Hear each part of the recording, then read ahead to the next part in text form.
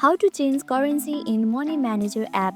In this video, I will show you how to change the currency in the Money Manager expense and budget app, which is perfect if you are traveling, living abroad, or just want to manage your finances in your preferred currency.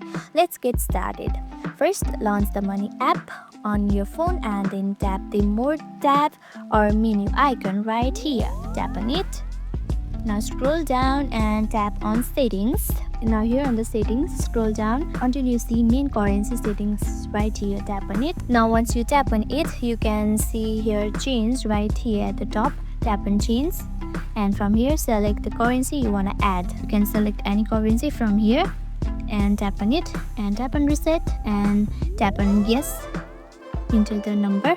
And that's it, your main currency has been changed. Tap on OK, and just like that, you changed currency in Money Manager app.